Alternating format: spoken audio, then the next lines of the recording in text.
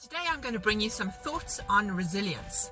Building resilience is a core skill for leaders and for people across the world. As we go through so much change, we are never able to be really sure what's going to happen tomorrow. So building your own internal resilience is an important part of investing in you and your own emotional wellness. The first part of building resilience I want to focus on is to create a safety net. And by safety net, I'm really talking about your network. A network of people who you've cultivated, relationships you've built over years, who can help you bounce back from setbacks. Now, me personally, I was talking and preaching about networking for years as I taught leadership skills across the world. And it was only about 2 or 3 years ago that I took my own medicine and started really connecting with old colleagues, with previous managers, with people who've been in my life but I'd kind of neglected for quite some time.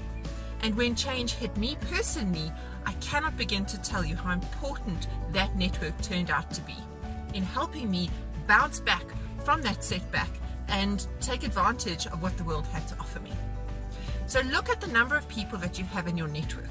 Most people struggle to get more than about 12 people in their network. So 12 to 28 is about the average. And then once you've written down the names of the people, I'd like you to look at the diversity of your network. How much difference is there across industry, across geography, across age, race, gender, socioeconomic background? Is there diversity, or do you have a homogeneous group of people who make up your network? The greater the diversity, the greater the reach. So interrogate that network and look for holes.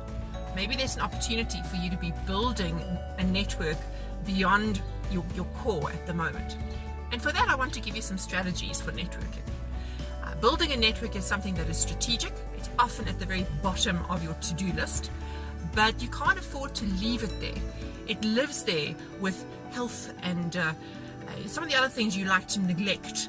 Looking at your financial wellness for the future might also be on your to-do list, but you tend to neglect it and put it off for tomorrow because it's a little uncomfortable.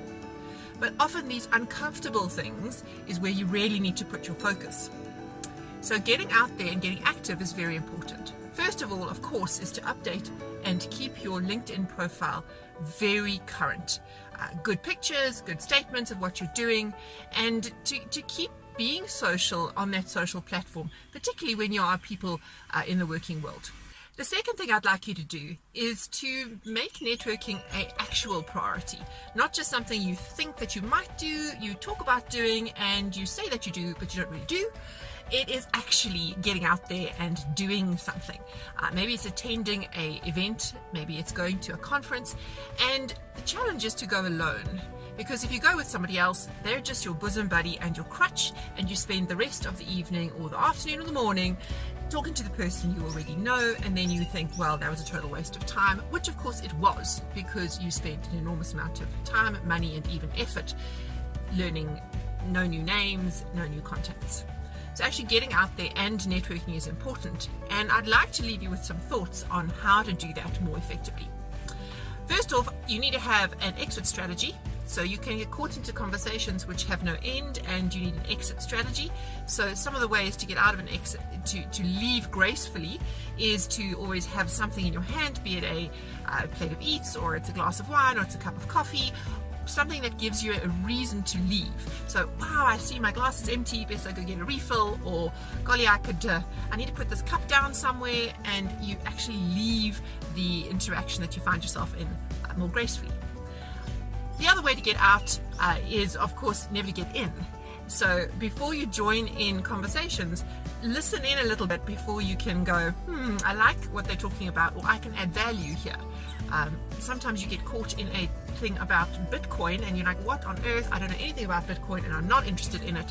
And then you're stuck in a group of 4 or 5 people talking about Bitcoin, and you stand there with a mouthful of teeth, and that's what makes it awkward. So don't join a conversation unless you can feel like you can add value. And then if you are in a conversation which you've made an effort to get into, actually do speak up.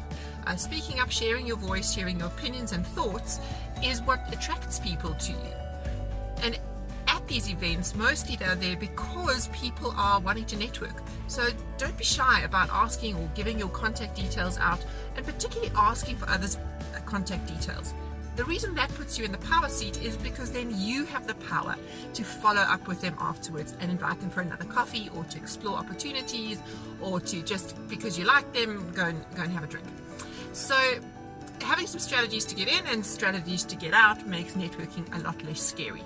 But I would encourage you, don't just sit back and think it's something I'll do another day, because I was literally yesterday sitting with somebody who had just been made redundant and had a really great network inside the company that she was working with, and had not been paying particular attention to her external network, and now the rubber hits the road.